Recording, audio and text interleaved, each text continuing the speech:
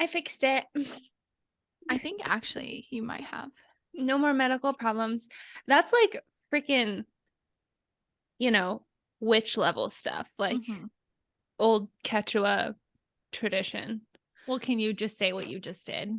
Okay, yeah. So backstory, my Peruvian grandma, for her whole, like my dad's whole life, this is a thing that she would do for like my dad and his brothers, and then for all of us grandkids, is if we had something in our eye or if our eye hurt for some reason, she would take her really thick, coarse hair and just brush it along our eyelid, like our closed eyelid, 3 times, and every single time it worked, that whatever was hurting would stop. So I just did it McKenna. But to be fair, my hair is softer than my grandma's hair. But I hope it feels really better. It feels a lot better. Also, Lara turned on the brightness on my second screen, which helped also. But I think that it is the cure to do the hair trick. Yeah. So try it. So if you listened to last week's episode, McKenna was having some eye problems. And so this week's episode, those are continuing on because it is the same day. What if I put sunglasses on? I thought about it because there's kind of a lot of glare in my eye. And I was like, I could kind of put Guys, I actually might put sunglasses. Do it. You'd look really cool. Okay, I'm going to do that. 1 second. Are we all putting sunnies on? Oh, this is so much better. I'm totally wearing these. Okay, I'm going to get some too then. Shit, can't be left out of this. Hi, everyone. Welcome to Fuck Wellness. Wow. Okay. This bug is trying to This is significantly better. Like, significantly better. This little bug is killing me. I'm sleepy. Okay. Yeah, we're good. No, Lara, this is so much better for me. In my experience. Yeah. So much better. This is a vibe and I kind of love it. Okay, so if you're just listening, we're all wearing sunglasses. So this is your cue to go to the YouTube channel. Exactly. Wow. We look like really cool. Yeah. Really cool. Okay, this is Fuck Wellness. If you didn't get that already, I am Mallory. I'm Lara. Yeah, and I'm McKenna. Yep, we're all still here. All still on the table. Okay. I don't like the way that sounded. On the table. Yeah, what are we on the table for? That's scary. Know. We're at the table. Okay, but ready to talk. You guys have a lot of updates and I need you guys to get into them because I'm excited to hear. Yeah. Okay, do you want me to go first, Lara? Yeah, you go first. Okay. I guess my biggest update is that I had an appointment with a neuropsychiatrist last week. So for some background, I think everyone on the pod knows that I have chronic migraines. So I probably get like 1 migraine a week at least. And it's just really annoying and wanting to figure it out. So basically, I had someone in my yoga teacher training recommend this neuropsychiatrist to me. So I made an appointment with her. She only takes out of pocket, so it was a hot $450. So yeah, and my deductible is $3,000. So anyway, paid for it by myself. Anyway, but this is all to say, I was really didn't know what to expect at all. Wasn't even really sure what a neuropsychiatrist did. But I was like, yeah, we'll see. Someone recommended them. I have literally nothing to lose at this point. I've tried truly everything for my migraines. I get there. They do an 1.5 hour long intake with me, like the nurse practitioner does.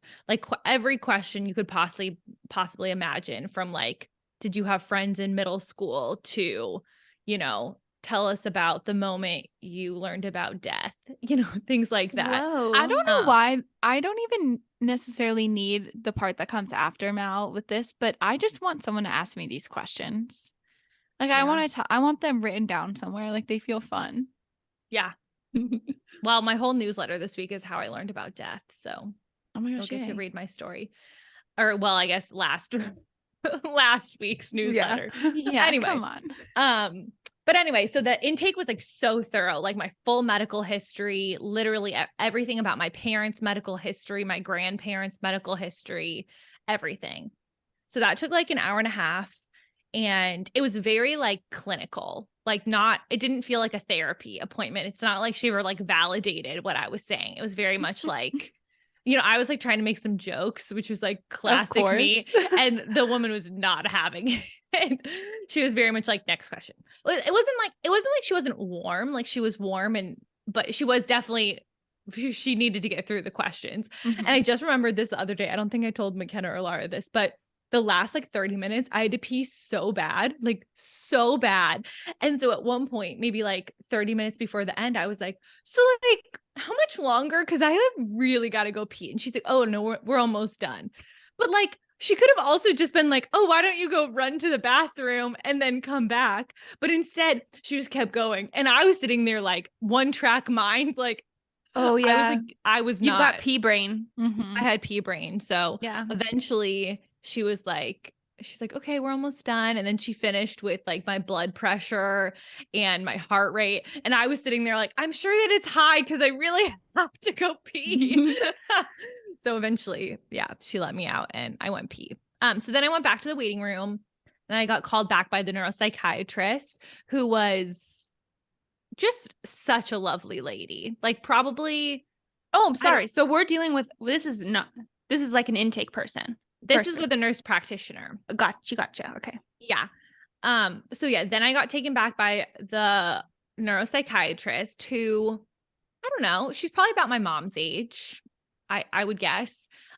Just like a bundle of joy. Also like one of the most beautiful people I've ever seen in my life. Just like stunningly beautiful. And just like warm, funny, like you can see why she's like one of the top rated doctors in Arlington. She's just like, you can tell she has like the charisma of like Zac Efron. I'm joking. I don't know if Zac Efron is charismatic, but she has like so much charisma. Anyway, so she's basically like, I read all of the stuff the nurse practitioner wrote about you. Like, it's really nice to meet you. How did you hear about me? Blah, blah. She's like, you're like our dream patient, which I was like, don't really know what that means. Oh my God. You say that to everybody? Or just yeah. Like, thank you very much. Anyway, so she goes, the migraine stuff is a little bit out of my league. I like, cause she was like, it's very unique to have someone your age have migraines this bad. Mm-hmm. And she's like, hearing about what I know about your migraines, it's clear to me that it has to do with like your physical anatomy. So for some background, I have straightening of my cervical lordosis, which basically means my upper spine straightens where it should curve. So if you think about my head as like a wobble on like a stick, all of the muscles of my neck have to work extra hard to keep my head in place. And so that fatigues them a lot, which can often lead to a lot of pain in my, like right below my occipital lobe on my neck. Oh, so you need to like pull it back kind of like. Mm-hmm. Yeah. Okay. And so those muscles are like getting pulled on constantly. Mm-hmm. So she was like, I think that's the root of it. Also, I broke my collarbone when I was 15. So I kind of exist at a tilt. Mm-hmm. And so that can add some extra stress on my neck. And like, I have already been diagnosed with a certain type of migraine called a cerviogenic migraine, which oftentimes like people who get in car crashes or like have head trauma have, but it's unusual for it to be caused by like, or just like have it without some sort of trauma. It was interesting. Her first question for me was, were you a horseback rider when you were young? And I was like, no. And she's like, because I often see this with young people who did repetitive sports, like sports where there was a lot of repetitive, like hitting the ground. She was like, sometimes with runners, like people who were runners who started really young, or horseback riders, where there was a lot of like impact. Sometimes that can cause straightening of your cervical lordosis and then lead to this kind of pain. But she was like, I don't know why it happened to you. Is it something that you think you're just born with? Yeah, theoretically. Yeah. Cause like, I mean, didn't really do any specific sports or activities that would have been like daily impact like that. So, I mean, I also could have just had really bad posture for a long time too, and that can lead to it as well. So You don't like, maybe like when you were a kid, you did a lot of jumping and you don't remember? she said it would really have to be like daily like impact, which is why like a horseback rider, like starting from age 5 on would be more likely to have this. That's very Anyway. interesting. Yeah. Kind So of makes anyway, you think about like for your kids, like what kind of sports they should do, is that like maybe a little less impact would be helpful for their body. well, yeah, my kid's not playing football, so there's that. True. We're not a football family. Only safe sports in this house.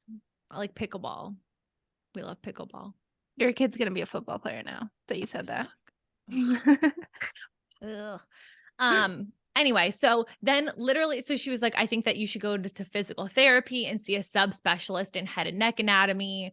And then I take a medication when I get a migraine that makes it better, but it gives me really bad side effects like nausea and dizziness and body aches. And she was like, I have some other ones we can try instead of that one. So then literally I got up to leave because it sounded like she was wrapping up. And so I was like, okay, great. Thank you. It had been like 30 minutes at that point. So I was like, okay, like, I wasn't, most doctors, you're not spending more than like 15 minutes max with. So I was like, wow, she already gave me 30 minutes. Lovely. Great. Literally got up to leave. And she's like, where are you going?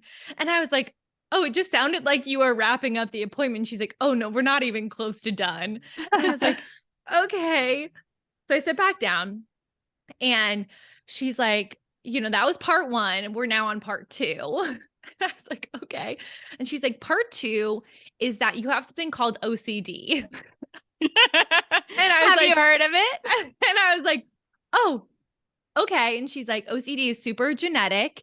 And it's likely one of your parents has OCD that is undiagnosed or maybe diagnosed. We don't know. And from hearing your intake and learning more about you, I feel very confident that you have OCD.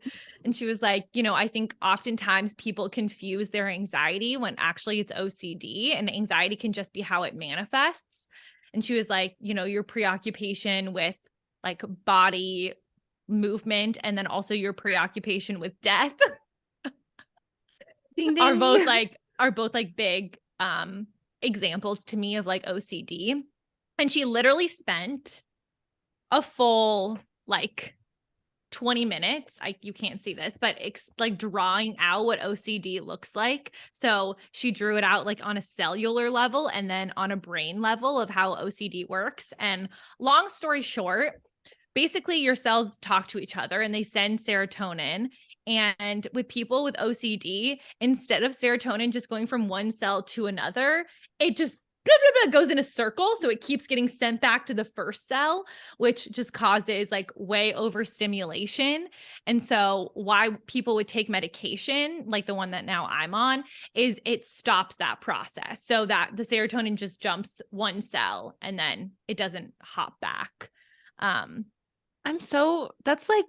That's what makes a gold doctor, is like someone who will get a piece of paper out and explain this shit to you. Yeah, she even went like, there's in a way that you can understand.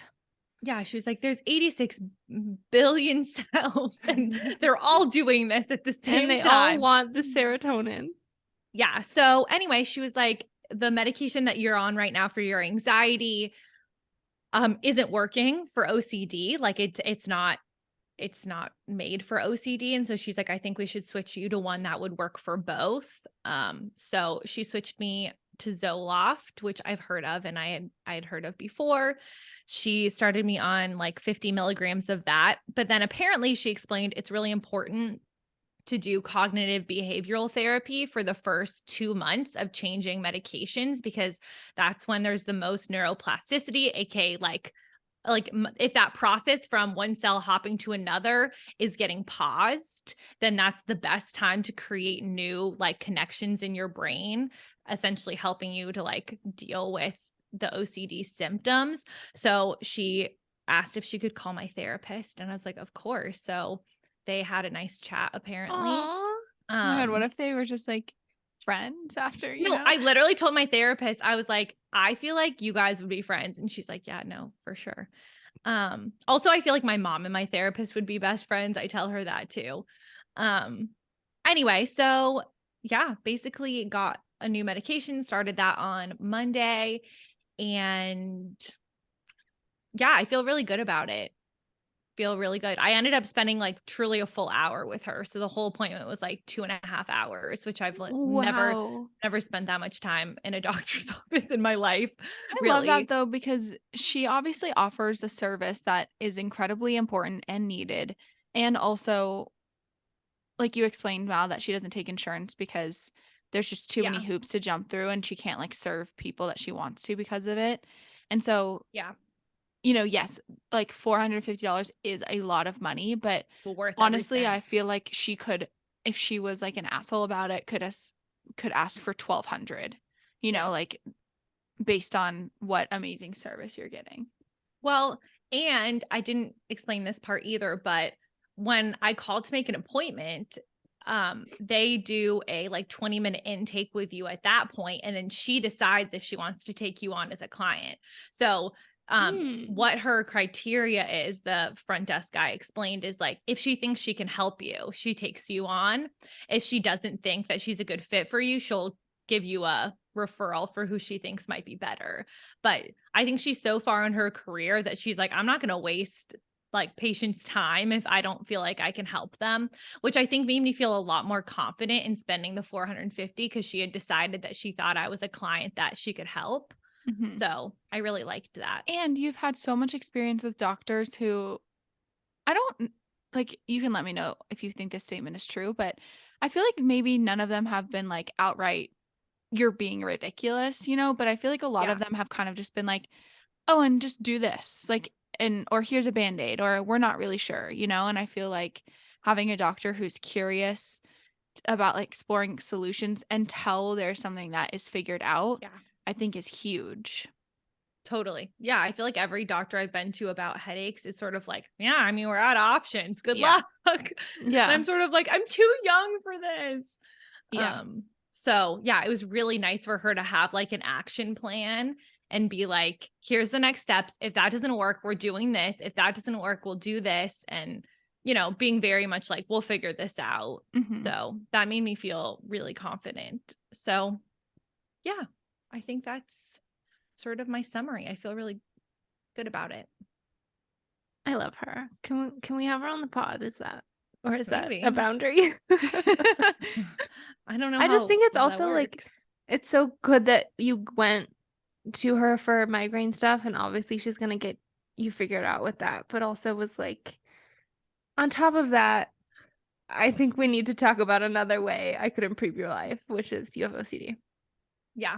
And I feel like my newsletter last week is sort of like how I've been realizing all of these compulsive behaviors that I do, but I haven't really acknowledged them as compulsive behaviors. And I feel like, well, McKenna and I are going to talk about this next week, but about the parts book that McKenna sent me. I feel like that has been really impactful for seeing how like one of my parts, well, I don't want to give it all away, but basically it's been really impactful for like why these compulsive behaviors exist. It's not like they're evil. It's not like they're bad. Mhm. Like truly they're just trying to protect me. Mhm. But I like, again, need to go back to the fact that like I'm safe and need to remind them that I'm safe and that I don't necessarily need them. Like now as an adult. So yeah, anyway, it's been like a very emotional 2 weeks, I feel like, between therapy and this appointment. So Yeah, that's a lot. yeah. Even if you feel good about it all, it's still so much to process. Like your mind is now tumbling around this new thing. And it's like Yeah. that's the original symptom, and then it's like put towards the thing that's All right. causing it. Yeah, literally I got home from that appointment though and I slept for like 3 hours. That makes so much sense. Yeah. I was so exhausted. Did you Yeah. tell her that we had just had a theme of diagnosis? I don't think I told her that, but I did think that on the way out. I remember laughing on my way to the car, being like, dang it, this happened right after that stupid one. Like I could have talked about that. It was also made me think about our joke about like, oh, what if we just keep getting diagnosed with things and we just end up with like 10 diagnoses? And I was like, this is just the beginning. Yeah. Yeah. Here So, it comes. yeah. Can I Anyway. put in a quick note about that because it's semi-relevant? And I think next Yeah. week, I know, but I want to make sure that Lara has time to give all of her updates. Oh yeah, I'll be good. Next week, Mal, maybe you and I can talk about this more because I think it's really important to talk about. But I did shrooms last week, and when I do shrooms, like usually, like I've done it kind of a yearly event for the past couple years where it's like a big, or like every 6 months where it's like a big, you take a lot, which is kind of typically called a hero dose, where it's a lot and you can do whatever you want, but I choose to like put an eye mask on, put headphones on, and like go inside of my world. But I told my therapist that I did shrooms, and she was like, that's amazing. Like, how was it? And I was like, it was a really, really good experience and really intense experience because when you're on shrooms, like in that amount, it's like you process at such a faster rate because things just kind of are. Like when you're faced with death or something sad or something hard or even something really good, it's just put in your space and your awareness, and there's no hiding from it. It's like, this is here. And then you have what emotions you need to have, but it's this like deep acceptance of just like what things are. And I want to talk about it more next week. But anyways, my therapist was like, psychedelics are fertilizer for our brains because of how like neuroplasticity and all of this amazing stuff. But she was like, specifically with you who has so many protectors, taking like psychedelics or being on mushrooms, psilocybin, like it basically lowers the protectors so that you can engage with all of these experiences in your like self energy, and which allows you to process like again at a faster rate. And doing it especially in conjunction with like other somatic work, therapy work, whatever it is like the perfect combination because you get to kind of do it like consciously and also unconsciously. Do you feel like going into a trip like that where your protectors are going to be kind of told to stand down, is that like a scary thing to anticipate? I would say it's deeply overwhelming is how I'll describe it. It's something where it's like your body kind of naturally, or at least mine, the way it works is like I can feel when it's time to like enter into that space and to process these things. And it's going to be a lot. It's more than anything I've experienced in any other context in my entire life. And so usually I talk myself through it. I have to be like, it's okay. Like, this is going to be okay. It's going to be okay. It's going to be hard, but it's going to be okay. And then I can kind of feel it being like, it's time, it's time, it's time. And then you go in and yeah, it's a little frightening at first. Not like scary because I don't know what's going to happen, but scary because you can't hide. Yeah. But next week we'll talk more about it. I haven't given Mal the lowdown, so Mal needs to hear all the good details. I only got to hear the stuff about me. Yeah. That's all I wanted to know about. No, I wanted to hear about all of it, but that's all I know is that I came into your space, or someone close to me came into your space. Yeah. Well, it is also, I think, an interesting time because it like basically just heightens every experience that I have in normal conscious life. So if there's, people that have passed away that connect with me in conscious life, they're there. They can be there also, just way stronger. Yeah. Yeah. But I think that I am kind of realizing that I no longer want to hide this tool that I use, and not in a way where it's like everyone should do it. I do not think everyone should do it unless they feel really called and pulled to it. But like shrooms plus weed are like my two main things that help me exist. And I just feel really tired of like some people judging about that or me not sharing because I think I'm going to be judged for whatever reason. But in reality, like it's a medicine just like other things are medicine. And yeah, obviously used like responsibly and thoughtfully can be a really helpful tool. I also though think like you taking mushrooms, given your expertise and like connecting to feelings and to people, it's like, quite an experience for sure. Yeah. When Well, when I heard about it, I cried a little bit when she told me the full thing. I'm excited. I also have my therapist and I, next time we talk, are gonna have a conversation about me starting to regularly microdose. So that's gonna be an option as well. I'm excited. Yeah. Like like these things help you. Mm-hmm. You don't have any, things in your job that prevent you from taking those things. And Yeah. we And live when in you Colorado, microdose, like do it. yeah. And when you microdose, like there are no psychedelic components to that. Right. So Yeah. that's like an important component as well. Okay, Lara, updates. Okay, Wait, Mal, did you Lara, give everything that updates. you needed? Yeah, I think for now, yeah. Lara, Okay, Lara. as you can see, she got a Gorgina haircut. I did get my hair done. It was so much money, but I'm really happy about it. One of my coworkers was like, "Heck yeah, treat yourself." I was like, "Yeah, I am treating myself." Wait, can I see it? Well, right now it's really not cute. I'll send you a picture. Okay. But my updates,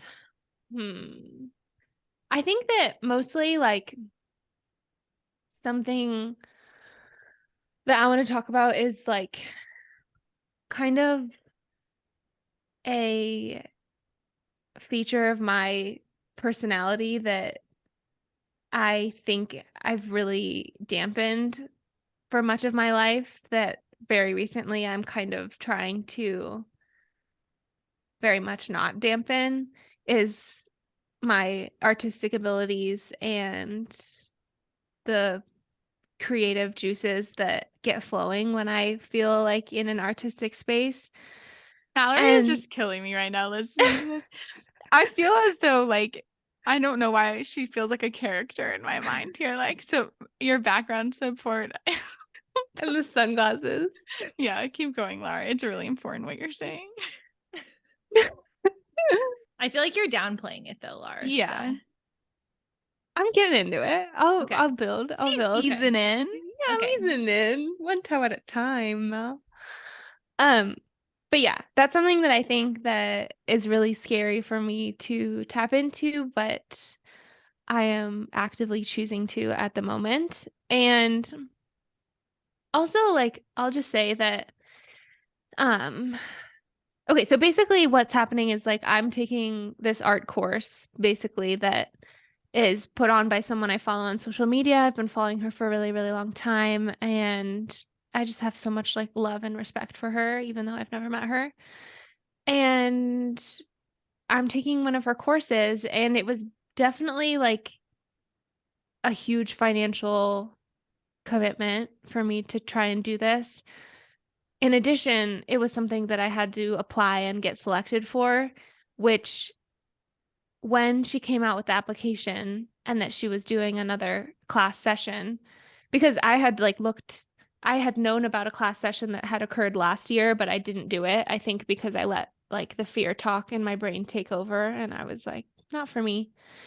But I think that I've, with the encouragement of my friends, been more and more pushed towards trying to do something like this. So even when this application session came out, though, there was a full ass day where I was like, I'm not doing this. Like, I started it. I'm not going to finish it. I'm not going to submit it. I probably won't even get accepted, even if I do finish it. But why waste my time and even do the application? And I just think like purely doing the application was so valuable for me, because it was the first time I've ever had to do an application and sell myself in a way that I was really proud of selling myself.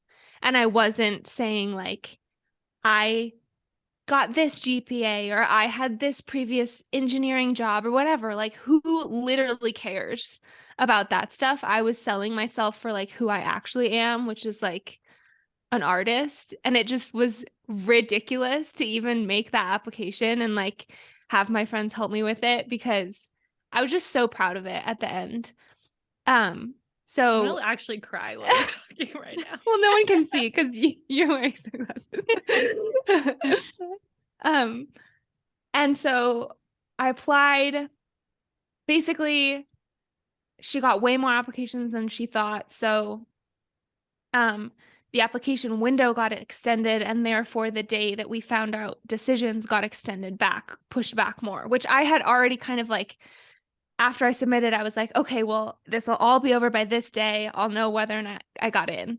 And then that was basically pushed a week back. And I was like, ugh, like, I was just so frustrated because I was like, I want to know whether this is going to be my new life almost, like whether I'm going to be able to take this course. And Wait, can you tell a story about you finding it you got in? yeah. Okay.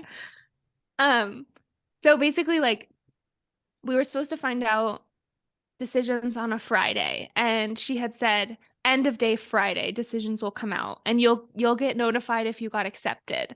But that, in my mind, I'm like, if you don't explicitly say on something like that, especially if there's a lot of applications going in, that you'll be notified if you're rejected, I'm kind of like, it could go either way. You could just not hear that you're in, and that could be your rejection, I guess. So that Friday, it was like 6 p.m., nothing, 7 p.m., nothing, 8 p.m., nothing, 9 p.m., nothing. And I was kind of like, I was getting ready to go to sleep. I was like, this didn't happen for me. Like, this is really sucky. I was kind of having a shitty day anyways. And I was just like in the home alone. Like, I had Douglas out, and I was just kind of like crying to Douglas because I was like, you'll comfort me. And he does help with that, with those situations. But I was just like very weepy and like upset because I had thought that that was a no. And then I was like, you know, I no longer had permission to be this artistic version of myself because I just didn't get in. And so it gets to be like 9:15, 9:20, and I'm literally in McKenna's bed with Douglas. We're just like reading, waiting I'm for not McKenna home. to I'm get working. home. Yeah, McKenna was working really late. And so Douglas had put himself to sleep. I was like, okay, let's go to sleep. And then the email comes in and it's like, congratulations, you got in, da da da. And I was so excited. And I started crying, like, because I was happy. But then I was like, it's April Fool's Day. Like, let's get a bitch. Like, let's trick McKenna. So I'm like already, like, I look like I've been crying, whatever. McKenna gets home. Because I had told her at like 9, This is like, so evil. no, it's evil. I'm so bad. If you did I'm this to so me, I would bad. kill you. No, you think it's funny. No. No. And I had told McKenna like by 9 p.m. I was like, I heard nothing. I think it's a no. Like, I'm going to sleep, kind of a thing. And McKenna gets home. I'm kind of like on my computer, whatever. Little does she know, I'm like, the credit card is getting used. Like, we are committing ourselves to this. And she's like, you know, she takes a shower, whatever, like comes back in. And I'm like crying a little bit. And she's like, I think you asked, like, how are you doing? And I I was was like, hey, bud, how are you feeling? And I'm like, as I'm asking, I'm leading in to hug Lara on the bed because I'm like, fuck, like, this is hard, right? Like, this is just a hard situation. And right as I'm about to hug her, she goes, no, you said not okay. And then I go in to hug you, and I'm about to touch her because she goes, I got in. I was like, fuck. I have to, like, you know, when you're so shocked, I was like, I have to take all my clothes off right now. It's like my clothes need to come off of my body. Yeah, that was mean. That was mean, but it was funny. It was April Fool's. I had to do it. It was April Fool's. I really dislike April Fools, but I would take Yeah. that one. Yeah, that's a good joke. But also, Yeah. McKenna had like dreams the night before. So she was like, how could I have had those dreams and had you not get in? Like that. Yeah, know. I had pretty intense dreams that were like, it was a yes. And then Lara told me no, and I was like, that's really odd. Like, I'm pretty rarely wrong with stuff like that. Like, I don't know about that. I'm really wrong. So yeah, I was just like, I was so excited. I was obviously exhausted at that point, but I was like, it was so hard to go to sleep at that night because I was just like so giddy. So yeah, I'll be doing like a nightly course, weekly, to get my art skills a flowing. And yeah, I'll give you updates as they come, but I'm really, really excited. And I'm I really like excited. that this program is art skills, but it's also real life skills on how to apply this to a career or to like other kind of maybe more hard skills, which I think Mhm. are really important to have in a creative space, especially so you get paid what you deserve and Yeah. have an opportunity that this investment is just not like for fun, which would be fine if it Yeah. was. But I think like for the place that you are in your life, like it's a really powerful thing to have it be something that could be a large stepping stone into a next phase of your life and career. Yeah. Do you know how many people got into the cohort?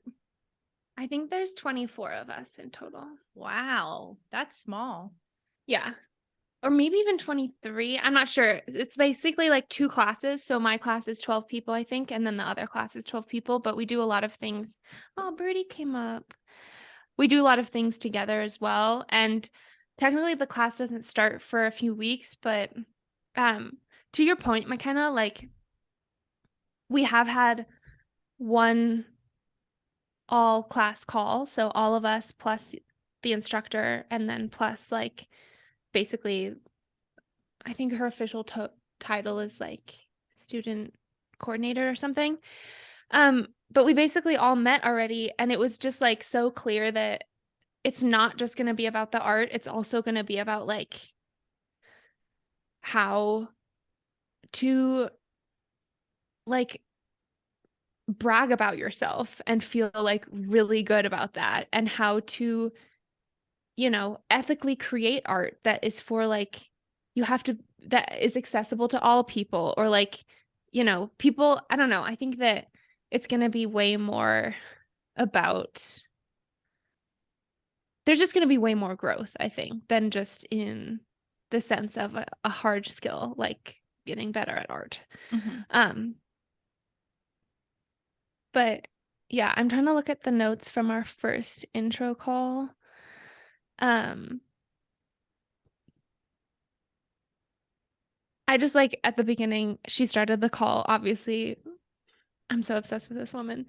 She started the call with like the Zoom call with a meditation. So we all like closed our eyes and like sat back in our seats. And she was just like, she did kind of like a body scan meditation and was talking about how like womb space. She's literally talked for so long about womb space and like how creative artistic urges come from like that area of your body so often, and I was like, that's so beautiful.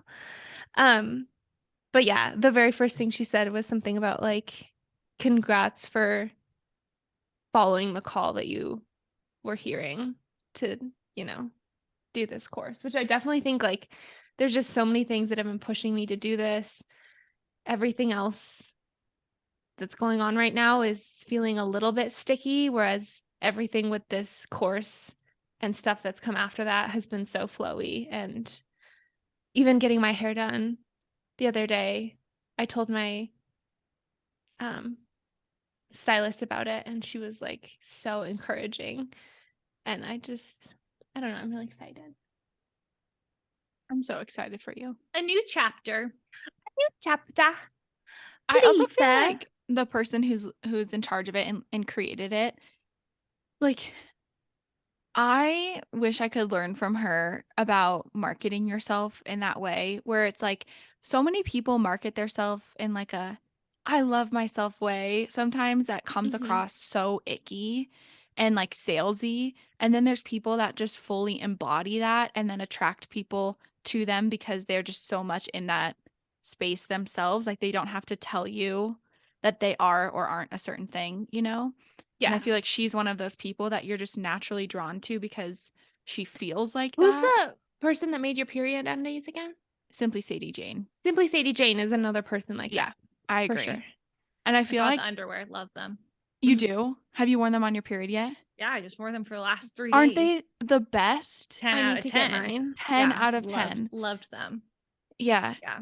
Anyways, but I feel like when I think about people that I respect and have in like my sights as someone I want to be like, it's always people that are like that, where it's not necessarily, I don't know, it's not even what they offer. It's like I feel it from them, and they're not trying to be anything other than themselves. Yeah. And if I could like pinpoint one thing that I would like to work towards, it's that. Yeah. Because even like, and I think that sometimes I get worried because I'm like, I feel that from your Instagram presence, but there's always a chance that you could get on a call and that could not be aligned. Mhm. But it was so clear from that we had like an hour and a half first intro call, and it was like there's a different a different reality where we could have gotten on that call and she could have tried a meditation and it could have just felt like weird or 100%. been said encouraging things, and it could have just felt like you're just like sales pitching me, but it Mhm. doesn't feel that way at all. And like Yeah. it's, I don't know, it's just I feel really lucky that that she's offering that. And I think it's a scary thing for her, I think, as much as it is for me for her to offer that and for me to also accept. It's like a Mhm. risk on both ends. Mhm. So I don't know. I'm really Completely. proud of you. Thanks. Yeah. I feel like we have some very exciting chapters coming up. Oh, heck yeah. Mhm. Mhm. Heck yeah. And also, can I talk about your application, Ken, real Yeah. fast? But just like in the Spruce household, we have been sending off some applications. Like McKenna made an application last night for a job, and I really love this quote that she had said when I was sending off my application for this art thing is this or better. And I just keep repeating, this or better. We get this or we get better, baby. That's all we want. Yeah, I we did love like we that. did a little like manifestation so Lara can get into this program. Yeah, and it worked. That was yeah. Yeah. I know. My hands are like literally sweaty. I'm just so Because of- excited. Oh, yeah. Just I like, love that. oh Yeah. man. Laura, I'm really excited for you. And Mal, I'm really excited for you too. And having all these like new big changes in your life, but also figuring out some health stuff, because that just is such a heavy load to carry all of the time. Yeah. And yeah, I'm excited for both of you guys with those things. Yeah, and excited for you too, Ken. Thanks. I think I'm getting there. I certainly think you are. Absolutely. It is, speaking of though, just really fast, we have Yeah. a couple more minutes, but basically like what you said, Lara, about the meditation could have felt like so like hacky kind of. Yeah. Like I've been thinking about that a lot and kind of how I've previously been. And I feel like I've been that way sometimes because I didn't fully trust and believe in myself. And so when I come into situations, like it wasn't really what I actually wanted to do in some cases, but it felt like what I had to do. And it's been interesting now because I feel like I'm slowly inching into parts of my life where like I am just kind of naturally being like that. And like my requests for readings have gone through the roof, and I've been doing less to market, less Yeah. to talk about it, like all of that. And so that's like just an interesting process how that works. And recently I was invited from this podcast that I've listened to for years and years. They created this like online community, and this podcast has evolved so much over the past 6 years, and it's really out there woo-woo now. I like it to listen to it sometimes, and sometimes it kind of bugs me. But they created this whole like network of people, which I think in theory is such a good idea. It's kind of like Facebook, but like custom. And I was reading through some of the offerings, like there's all these different tabs of communities that you can join, like digital communities if you're looking for work or if you're looking for dating, etc. But I was reading through some of the paragraphs on there, and like love and light to them. I'm glad that they found support in this language, But a lot of it was so icky to me of reading like, if this is in alignment, and I'm feeling an abundance of this, and like all of these key like spiritual words where I was like, this just means nothing. Can you just say I would like this, please? Like it doesn't necessarily have to have all this other stuff. Like if it doesn't align with you, like that is okay, blah blah blah. And I was like, and I'm giving mild examples. Like they were like pretty far out there sometimes. And I don't know, I loved that community for them, but I was like, this is not for me because it feels like we're putting on a show. Yeah. And I feel like performative, yeah. And I feel like the person who's running yours, Lara, is like, if anyone else is doing it, you'd be like, this is performative. But because it's so genuine and it's so, you can just like feel it through her spirit, it's like, I'm going to listen to whatever you say and I'm going to learn from you because you, I don't know, feel so like in like at peace with yourself. Yeah. But I also like, it's such a top to bottom thing where I'm like, the people that are in this class with us who I've talked to and I've heard a little bit of like their story and whatever brought them to this course, like because the teacher is being genuine, everyone else then trickles down and is genuine as well. Whereas I think if it started with her, it could easily slip into like, we're just showing, we're just putting on a show, and then none of us grow, and that's shitty. And this course like would be a fine opportunity for any other business owner to be like this, and this, and go ahead and do your thing. This is what I'm giving you, and that's it, you know?